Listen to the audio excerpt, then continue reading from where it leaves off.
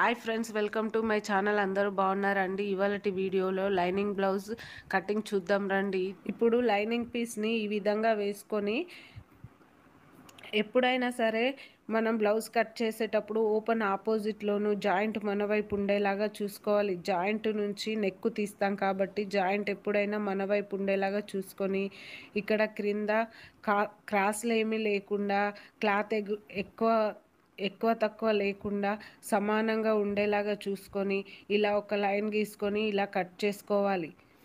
ఈ విధంగా కట్ చేసుకున్న తర్వాత మళ్ళీ పావించు మార్జిన్తో మళ్ళీ ఒక లైన్ గీసుకోవాలి.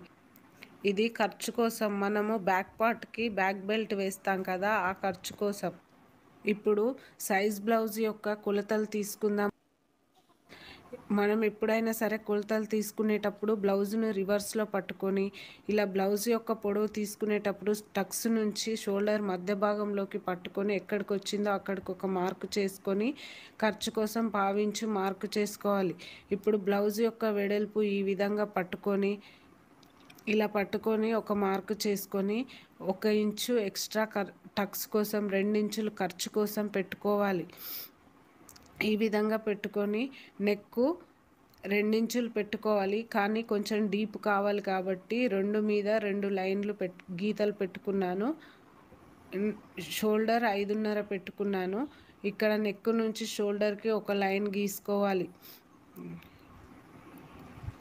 ఇప్పుడు బ్లౌజ్ యొక్క నెక్ ఎంత ఉందో చూసుకుందాం.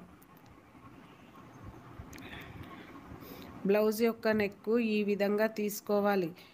ఇలా ఒక మార్కు చేసుకొని ఖర్చు కోసం పావించి ఎక్స్ట్రా మార్కు చేసుకొని 2 పైన 2 లైన్ల దగ్గర ఒక మార్కు చేసుకొని ఇలా కింది నుంచి పై వరకు ఒక లైన్ ఈ విధంగా గీసుకోవాలి. ఇలా గీసుకోవాలి. ఇప్పుడు బ్లౌజ్ యొక్క చంక భాగం పొడవు ఎంతుందో చూద్దాం రండి ఫ్రెండ్స్. ఇక్కడికి వచ్చింది, పావించి ఎక్స్ట్రా ఖర్చు కోసం పెట్టుకోవాలి. ఇక్కడికి ఇలా ఒక లైన్ గీసుకోవాలి.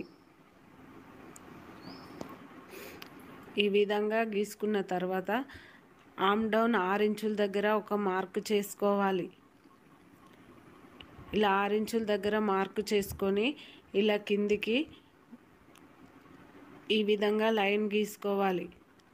అందరూ చెస్ట్ లూజ్ అని అడుగుతున్నారు ఫ్రెండ్స్. చెస్ట్ లూజు సపరేట్గా తీసుకోవాల్సిన అవసరం లేదు. ఈ విధంగా కొలతలు తీసుకుంటే చెస్ట్ లూజ్ అదే వస్తుంది.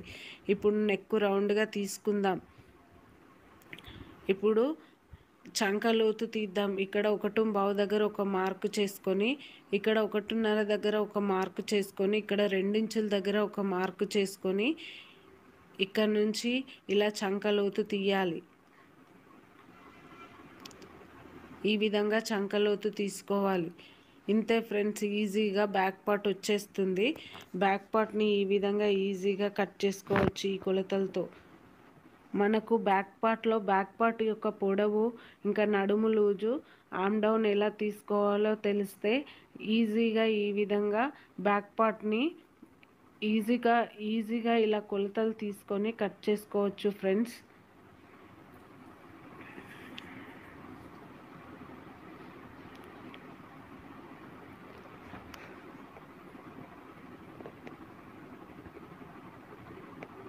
బ్యాక్ పార్ట్ ఈ విధంగా వచ్చింది. ఇప్పుడు బ్లౌజ్ ఫ్రంట్ పార్ట్ ఎలా కట్ చేసుకోవాలో చూద్దాం. ఫ్రంట్ పార్ట్ కోసం క్లాత్ని ఇలా వేసుకొని బ్యాక్ పార్ట్ని తీసుకొని ఇలా క్లాత్ పైన పెట్టుకొని 2 ఇంచులు పైకి ఇలా ఫోల్డ్ చేసుకొని ఇలా క్లాత్ మీద అడ్జస్ట్ చేసుకొని ఇది ఎలా ఉందో అలాగే డ్రా చేసుకోవాలి. ఈ విధంగా డ్రా చేసుకొని ఇప్పుడు ఫ్రంట్ నెక్ పొడవు ఎంతుందో చూసుకోవాలి. పావించు పైన ఖర్చు కోసం మొదలుకొని ఇలా చూసుకోవాలి. ఇక్కడికి వచ్చింది. ఇప్పుడు పావించు ఖర్చు పెట్టి ఇలా లైన్ గీసుకోవాలి పైకి. నెక్ ఎక్కడికి వచ్చిందో అక్కడికి ఈ విధంగా గీసుకొని బ్యాక్ పార్ట్ని తీసేసి ఇక్కడ నెక్ రౌండ్గా తీసుకుంటున్నాను. ఇక్కడ చంక భాగం లోతు తీద్దాం. బ్యాక్ పార్ట్ కంటే ఫ్రంట్ పార్ట్కి చంక లోతు పావించు ఎక్కువ లోతు కట్ చేసుకోవాలి.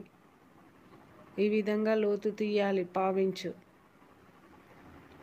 ఇప్పుడు ఫ్రంట్ పార్ట్ పొడవు చూద్దాం. పైన ఖర్చుకు పావించి వదులుకొని ఈ విధంగా తీసుకోవాలి.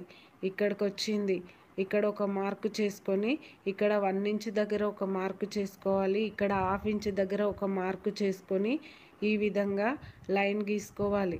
ఈ 1 ఇంచ్ నుంచి ఇలా లైన్ గీసుకోవాలి. అంతే ఫ్రెండ్స్, ఫ్రంట్ పార్ట్ వచ్చేసింది.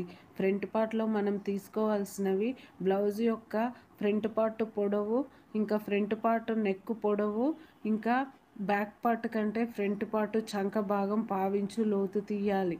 అంతే ఫ్రెండ్స్, ఫ్రంట్ పార్ట్ వచ్చేస్తుంది. ఇంకా ఈజీగా ఈ విధంగా ఈ కొలతలతో ఈజీగా కట్ చేసుకోండి. ఈ విధంగా మనకు సైజ్ బ్లౌజ్ ఉంటే చాలు ఫ్రెండ్స్, బ్లౌజ్ యొక్క కటింగ్ ఈజీగా తెలుస్తుంది. తెలియని వాళ్ళైనా సరే ఇలా ఈజీగా కట్ చేసుకోండి.